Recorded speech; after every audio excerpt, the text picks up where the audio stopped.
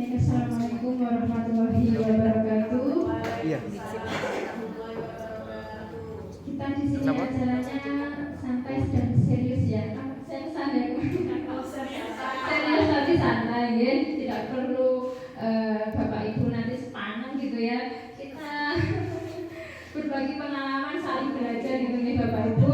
Jadi di sini pada pagi hari ini yang akan kita pelajari bersama adalah mengenai pengembangan asesmen pembelajaran berbasis proyek gitu ya. Nah, mengapa hal ini kami sampaikan untuk kegiatan kami pengabdian kepada masyarakat? Karena kami merasa hal ini sangat urgent ya, mengingat kurikulum kita saat ini adalah menuntut peserta didik kita itu untuk mampu mengelola pembelajarannya secara mandiri di kurikulum merdeka ini ya. Dan kemudian peserta didik kita itu didorong untuk mampu menginvestigasi. Nah, kata-kata itulah yang jangan dijadikan momok, tapi tantangan untuk kita semua ya, bagi Bapak Ibu dan kami juga tentunya yang di perguruan tinggi untuk bisa memberikan ilmu itu, saling berbagi ilmu supaya kecakapan peserta didik kita juga semakin meningkat katanya. Nah, kemudian Bapak Ibu, sebelum kita langsung masuk ke asesmen pembelajaran berbasis proyek ini, terlebih dahulu kita refresh ya. Kita refresh pemahaman kita lagi mengenai hakikat dan prinsip asesmen, dan kemudian jenis-jenis asesmen ya Bapak Ibu, dan selanjutnya nanti yang terakhir adalah merencanakan dan mengembangkan instrumen penilaian berbasis proyek. Nah, ini kita saling aja Bapak Ibu ya. Nanti siapa monggo memberikan pendapatnya ya kan nggih. Jadi tidak saya saja yang bicara di depan nggih. Jadi saling ini pemberian respon mawon. Nah, asik malah nggih. Baik. Monggo.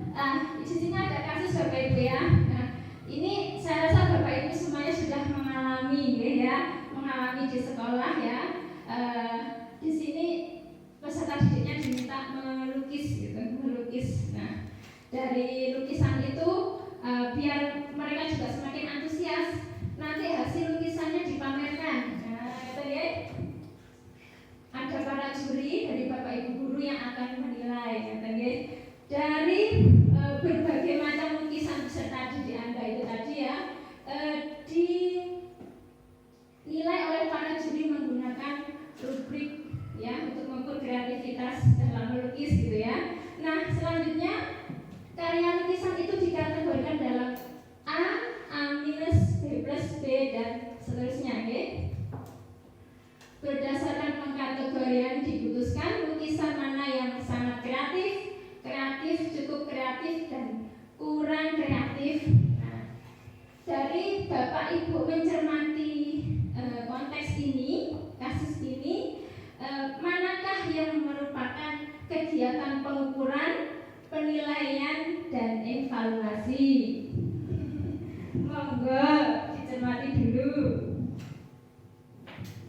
Ini sudah kita meringkas agar tidak salah kaprah mana yang pengukuran, mana penilaian, mana evaluasi. Karena semuanya kita lakukan ya, serangkaian proses itu.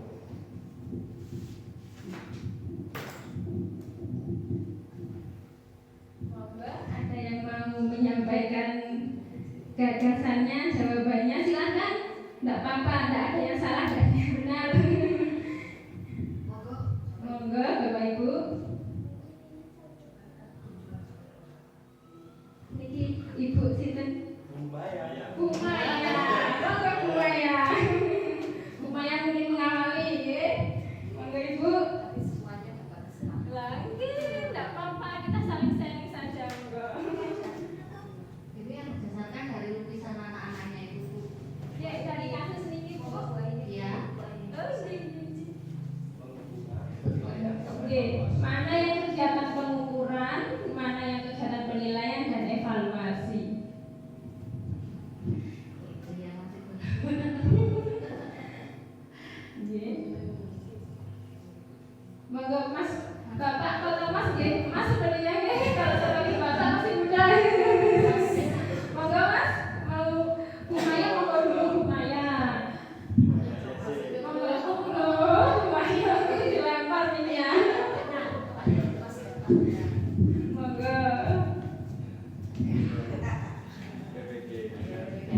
maaf, saya mencoba menjawab. Monggo dengan Bapak sinten? Saya dengan Bapak Angga, guru olahraga di SMA Monggo Tawanan. Bapak Angga.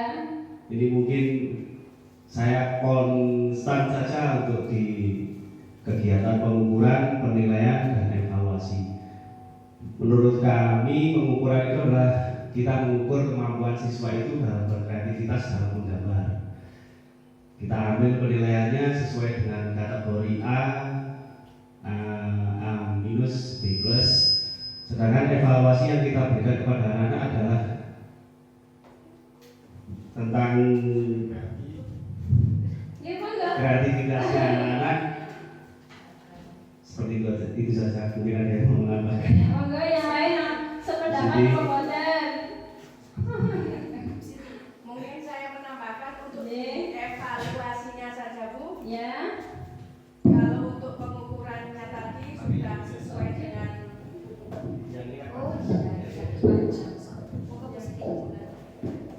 saya akan menambahkan di evaluasinya saja untuk pengukurannya seperti yang dikatakan oleh Pak Angga tadi, dari kekreativitasan siswa masing-masing, kemudian penilaiannya juga dari yang sudah disebutkan A minus, B plus, B.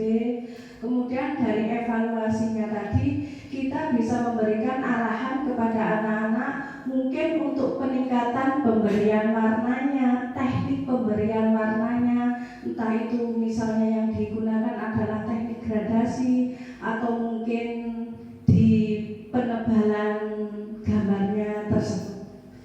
Itu saja Bu, mohon maaf sebelumnya. Tidak perlu dimaafkan karena tidak ada yang salah gitu ya. Terima kasih. Terima kasih dengan Ibu Ibu Siti, Bapak Angga dan Bu Maya. Nggih. Baik, semuanya sudah betul, tidak ada yang salah gitu ya.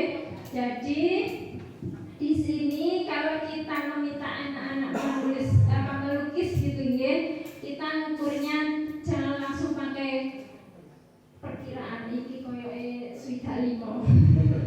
Iki koyoke kok apik ya. Akeh pemandangane genep iki 80 gitu ya Bu ya. Tidak boleh kita seperti itu ya Bu ya. Itu namanya subjektivitas guru ya. Tidak boleh. Makanya di sini digunakan apa Bu? Bapak Ibu ada. Nah betul ya. Ada rubrik ya. Rubrik. Jadi rubrik itu membantu kita dalam mengukur kreativitas peserta didik kita karena rubrik itu sangat rigid gitu ya, di dalamnya deskriptornya, penskorannya gitu ya. Jadi itu adil untuk peserta didik kita, tidak berdasarkan rasa atau subjektivitas gurunya sendiri gitu ya. Nah kemudian dari penggunaan rubrik tadi dilanjutkan pengkategorian A hingga B itu sebagai penilaiannya dan dievaluasi.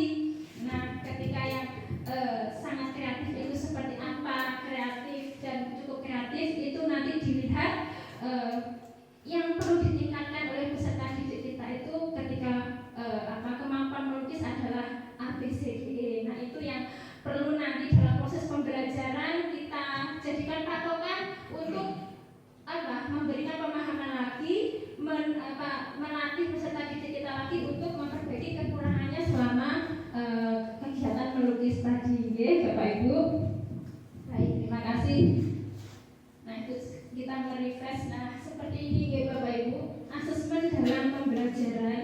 Nah, di sini kan tentunya kita semua pembelajar itu berawal dari yang namanya tujuan pembelajaran, gitu ya, di dalam kurikulum. Kemudian yang nantinya pembelajaran tujuan pembelajaran itu mengarahkan kita merancang asesmen ya.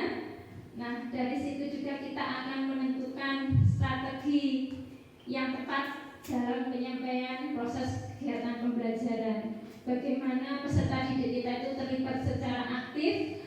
Yang perlu kita tekankan di sini adalah sebagai pendidik gitu ya, kita harus bisa memfasilitasi peserta didik kita untuk mencapai tujuan pembelajaran, yang mana kita bisa mengukurnya dari ketiga hal ya, secara komprehensif. Ada pengetahuan penampilannya dan sikap seperti itu. Nah, jadi asesmen ini juga kalau dilihat di sini Bapak Ibu ya, asesmen posisinya dia tidak hanya sebagai alat untuk menilai dan mengambil keputusan, tapi untuk apa Bapak Ibu? Kira-kira?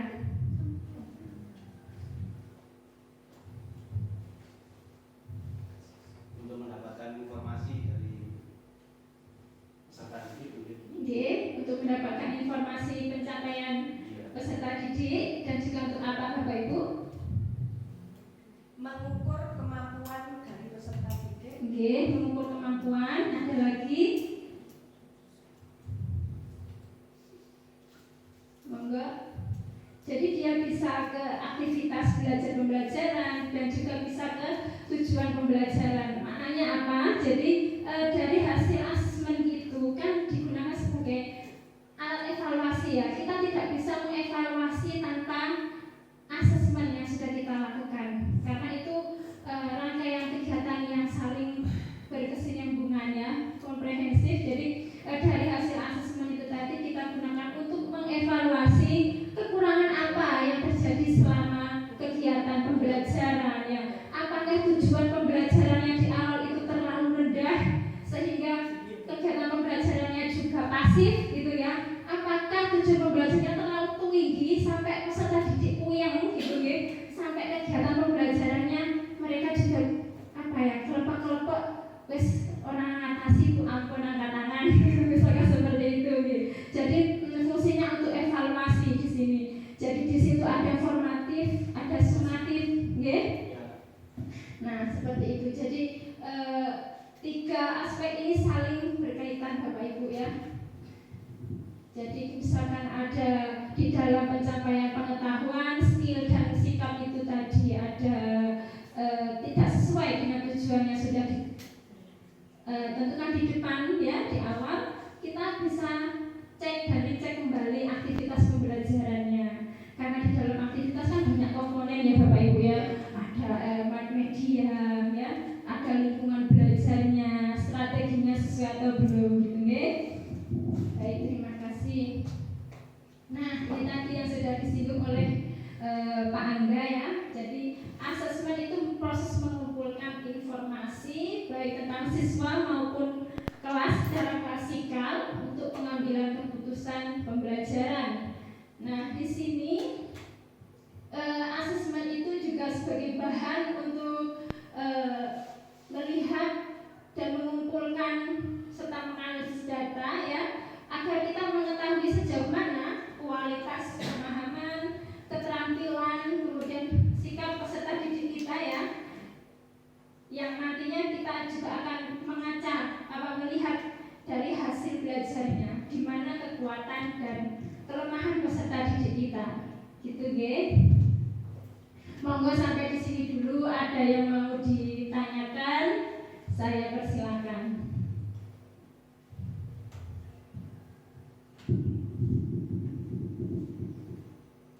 Bu Aini. Nggih, monggo Bu Siti.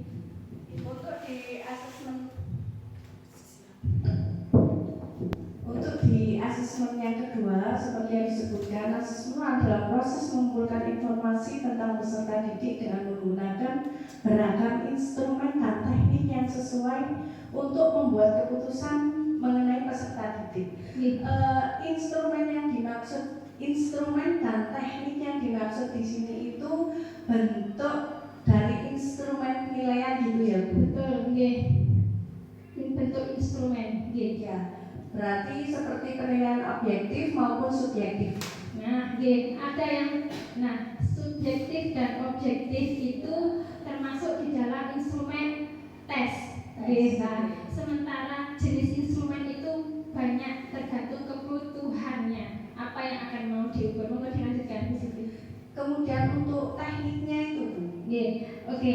Teknik itu bisa secara langsung ya, secara langsung oleh guru pengamatan atau penilaian teman sejawat, misalkan seperti itu. Nggih. Jadi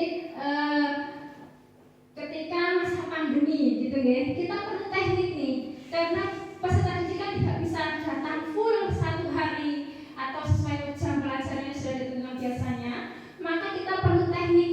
Ya apa caranya aku iso siswaku ini ngerjain PR dengan apa ngajak dhewe kok enggak gitu ya Bu ya. Ojo-ojo sing ngerjain Bu. Lah itu dilema kita dari pandemi iki nggih. Wah, ya kita tapi dibaik gue sing repot ning omah. Seperti itu. Nah, itu pakai teknik. Nah, teknik itu bisa jadi sebagai apa ya? Kekuatan kejujuran juga. Kita meminta bantuan orang tua. Nah, teknik pengamatan oleh orang tua untuk anak-anaknya selama belajar di rumah atau mengerjakan tugas, penilaiannya, tekniknya itu secara tidak langsung melalui bantuan orang tua. Yang tentunya apa? Meskipun kita menggunakan instrumen rubrik, tetapi jika rubriknya itu rigid dan jelas, kita bisa berikan rubrik itu kepada orang tua, ya, kepada wali murid untuk menilai kinerja anaknya di rumah, gitu nih. Nah, kembali lagi, jadi sesuai kebutuhan dan konteks yang ada saat itu, gitu Ibu nih. Nah, kemudian juga saya bisa beri contoh seperti sikap itu kalau siswa itu kan tidak bisa kita hanya memberikan angket iya tidak nggih. Mereka saja tentang sikapnya itu wis koyo jumbo gitu. Soalnya aku datang sekolah gitu kan mereka aware-nya hanya dengan 1 tambah 1 kali 2 kan itu nggih. Kalau tentang sikap, nah itu akan lebih efisien tekniknya jika penilaian teman sejawat ya. Coba kamu amati temanmu, dinilai sikapnya temanmu ketika diskusi kayak oyo-oyoan apa ora. Ngel-ngel kan gontok-gontokan apa ora gitu ya. Jadi itu akan lebih efisien dan mengena pada sasaran apa yang mau kita ukur gitu Bapak Ibu ya. Nah, contohnya seperti itu. Monggo ada lagi yang mau disampaikan. Bapak Ibu yang di bawah juga bisa ini ya menambahkan monggo. Bapak Ibu di depan salah gitu. Tidak ada di belakang. Monggo ada lagi. Monggo Pak Angga, Pak Siti coba. Oke, di sini monggo. Pelajaran apa Bu Siti? Saya guru kelas 6 Bu. Guru kelas 6. Ini berat Ibu ya. Kita bingung ya. Karena kalau guru kelas 6 itu kan sudah prioritasnya berbeda gitu ya. Oh, mereka harus lulus, mereka harus seperti apa. Nah, seperti ini sebenarnya bisa gitu ya untuk kelas 6 ya. Cuma kita berpikir lebih santainya adalah ketika kita kelas rendah gitu ya. Nah, misalnya gitu ya. Kenapa sih kok kita bilang bahwa proses mengumpulkan informasi tentang peserta didik? Nah, kita itu ketika dapat murid baru gitu ya, kita sudah tahu belum kemampuan siswanya seperti apa? Belum, gitu ya. Apakah kemampuan siswa yang satu dengan yang lain itu sama? Tidak. Nah, oleh karena itu kita perlu assessment untuk mengumpulkan informasi, gitu kan ya. Nah, bentuknya seperti apa? Instrumen dan teknik, misalnya mata pelajaran, ada yang mengajar mata pelajaran tertentu mungkin agama dan olahraga. Bapak mengajar apa Pak? Olahraga. Guru kelas 4. Oh, guru kelas 4 tuh harus bisa semuanya ya. All in one gitu ya Bu ya. Nah, ini luar biasanya para guru-guru di sekolah dasar gitu ya. Dulu kayaknya sekolah itu satu gitu ya, harus bisa semuanya gitu ya. Oh, nari bisa. Oke, sekarang saya tanya bahasa Inggris bisa?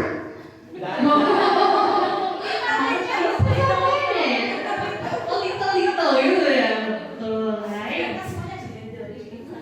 Betul. Luar biasa sekali ya Bapak Ibu ya. Jadi di sini adalah ketika Bapak Ibu pertama kali nih gitu ya masuk, pasti akan dihadapkan pada siswa yang bermacam-macam. Tentunya nggak mungkin ya kita setiap tahun ada siswa baru sama aja, nggak mungkin aja ya Bu ya. Nah, pasti berbeda dan kita tuh melakukan assessment. Saya seperti apa? Tes misalnya. Kita tes dulu nih gitu ya.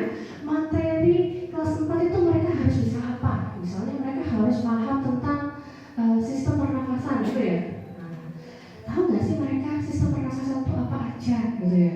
Antara mereka bilang itu tenggorokan, apa kerongkongan. Nah, seperti itu kita tes dulu. Nah, ketika mereka tidak tahu gitu ya, oh berarti nih, mereka belum tahu di sini, gitu ya. Kita tes, kita tahu hasilnya sejauh apa kemampuan mereka. Gitu. Dan tentunya ketika kita melawan instrumen itu banyak, gitu, tidak hanya tes, kita observasi, kita tanya jawab, itu juga sudah merupakan instrumen untuk tahu, gitu ya, seberapa sih kemampuan mereka. Begitu. Ini luar biasa sekali ya, Bu Aini, Bu Rizka, Mbak Chandra ya, guru-guru di sini. Nah ini guru kelas gitu, ya, waduh, saya tuh sudah geleng-geleng ya Bu ya. Jadi memang kita di sini ya, kita di sini adalah dipertemukan pada satu program studi yaitu pendidikan dasar, gitu ya. Nah di sini kita ketemu guru-guru di SD dan SMP yang sangat luar biasa, gitu ya. Dan kita pasti geleng-geleng ngajar apa? Guru kelas. Berarti harus bisa semuanya gitu ya Pak ya. Wah. Terus luar biasa. Tetap semangat Bapak Ibu gitu ya. Akses itu pahalanya luar biasa ya. Karena Bapak Ibu adalah di sini penentu masa depan bangsa. Gitu ya Bu Siti. Terima kasih Bu Sirli. Baik, untuk slide ini sampun sudah bisa dipahami bahwasanya asesmen itu untuk mengetahui sejauh mana input peserta didik kita, pengetahuan prasyaratnya sampai di mana, gitu ya. Kita juga bisa ketahui dari asesmen, bukan hanya mengukur ketika di akhir pembelajaran saja. Nah, ini Bapak Ibu ya, prinsip asesmen itu harus ya kita perlu tahu harus sahih ya, objektif, adil, terpadu, terbuka, holistik, sistematis, akuntabel, edukatif gitu ya.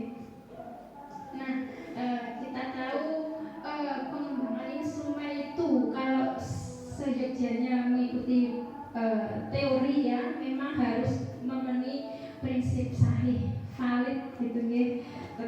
Untuk satu aspek ini saja prosesnya panjang gitu ya. Kita perlu memvalidasikan prototipe instrumen itu tadi kepada expert ya, pada pakar atau teman sejawat. Ini loh soalnya ini sebenarnya apa belum bahasanya kesampi apa orang ya mas, apa sih orang bingung apa mau lagi kayak gitu ya.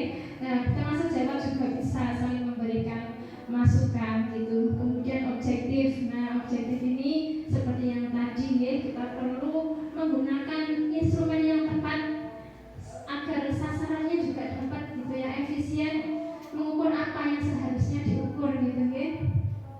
Tidak berdasarkan rasa suka dan tidak suka gurunya gitu ya. Like tidak boleh buat Instagram ya Bapak Ibu ya. Kemudian adil, nah adil ya. Jadi tidak dipandang berdasarkan latar belakang peserta didik gitu ya, tapi murni mengukur apa yang seharusnya diukur. Kalau kreativitas yang kita gunakan rubrik yang tentunya mengacu pada teori kreativitas itu seperti apa ya. Tidak asal kita menggunakan alat ukur gitu. Kemudian terpadu, terbuka ya, terbuka. Ini yang perlu kita lakukan juga sebenarnya, bahwasanya terbuka ini ketika kita meminta siswa mengerjakan sesuatu gitu ya. Coba kamu seperti tadi membuat lukisan gitu ya. Kita perlu sharing Bapak Ibu kepada peserta didik. Nanti yang akan saya nilai itu ini loh anak-anak gitu ya. Kita terbuka dengan rubrik itu. Jadi ojo disingit no malahan. Ojo disingit no ya Bapak Ibu ya. Jadi rubriknya nanti kamu yang akan saya nilai seperti ini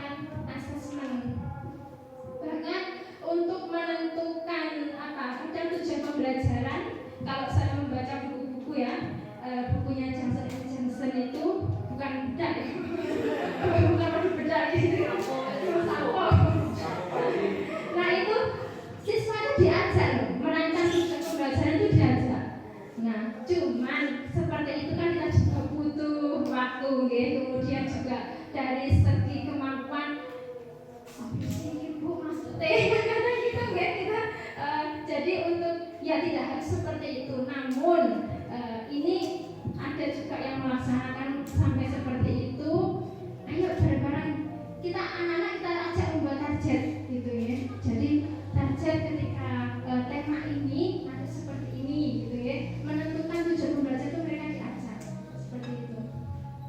Dan yang penting lagi adalah terbuka penilaiannya. Okay. Nah kemudian holistik ya, holistik jadi tidak sepotong-sepotong kita melakukan asesmen ya. Seperti tadi kita hanya lihat saja kemampuan akhirnya tanpa tahu prosesnya, tidak boleh seperti itu ya. Jadi kadang anak itu dalam prosesnya diskusi itu dia cakap sekali gitu ya, cakap, dia komunikasinya pintar gitu ya, memahami betul. Tetapi di sisi lain anak itu kan dia ada passionnya sendiri-sendiri, kemudian kelebihannya sendiri-sendiri ya. Jadi kita tidak boleh hanya sepotong-sepotong penilaiannya, harus holistik. Jadi bisa kita menangkap kelebihan dan kekurangan mereka gitu ya. Dan sistematis, mudah digunakan, mudah dikelola.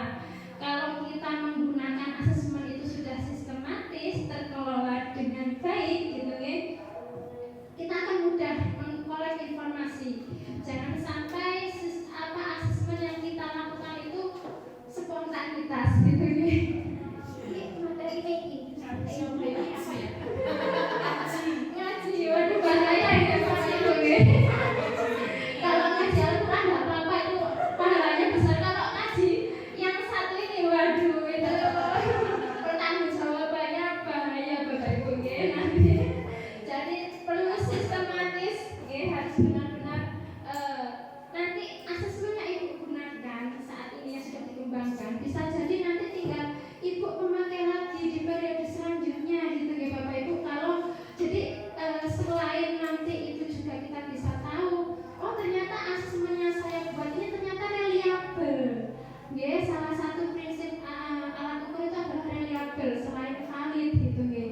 Nah, konsisten. Jadi meskipun saya gunakan untuk mengukur orang lain di waktu yang berbeda itu hasilnya sama, atau orang yang sama di waktu yang berbeda masih tetap sama gitu ya Bapak Ibu, reliable. Jadi memang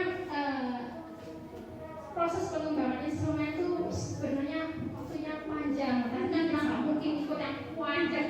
Wah, setelah ucap ini setelah dijak rapat kalau Bu Aini setelah tuntutannya kan guru banyak ya pekerjaannya ya, sama saja. Jadi guru itu bahkan kalau bisa saya bilang mengabaikan kalau belajar itu apapun harus bisa gitu ya. Beda dengan kami mahasiswa sudah bisa dibilang belajar orang dewasa, mereka sudah mandiri. Beda dengan Bapak Ibu yang SD. Fasilitator itu berbeda dengan kami ya, cara memfasilitasinya, karakternya juga sangat beragam gitu, seperti itu. Tantangannya luar biasa. Kemudian akuntabel ya. Nah ini jadi asesmen yang dirancang itu perlu Bapak Ibu dasarnya bisa dipertanggungjawabkan, tidak ngaji gitu ya. Ini loh buktinya gitu ya. Saya menyusunnya berdasarkan indikator yang sudah saya rancang di awal. Saya punya kisi-kisinya. Ini sebaran soalnya ada berapa, kriteria levelnya seperti apa, T1 atau C berapa ya, seperti itu. Kemudian edukatif. Nah ini Bapak Ibu ya, edukatif.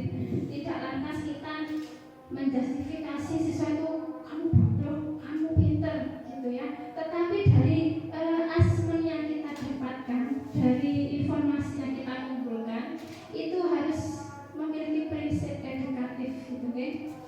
Jadi kita dari misalkan informasi mengenai pengetahuan siswa, keterampilannya, sikapnya, anak-anak ini dari hasil asesmen kemarin gitu, ujian kemarin, ini yang kurang perlu dikuasai lagi, ditingkatkan lagi itu bagian X misalnya, atau keterampilan bertanya.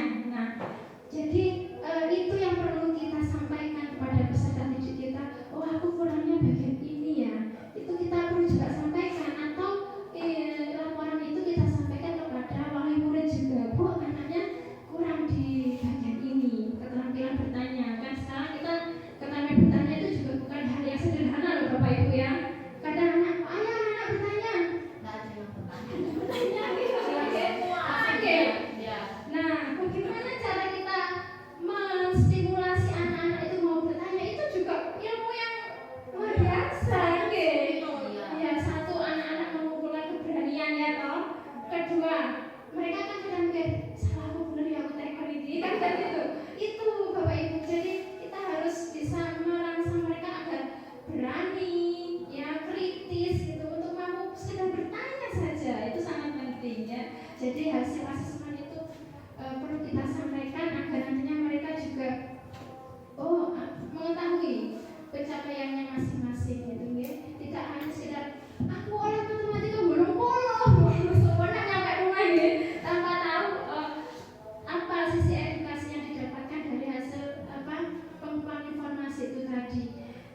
kita harus bisa ini Bapak Ibu ya, tidak sekedar kelebihan saja yang kita sampaikan gitu ya ke anak-anak. Mungkin kita bisa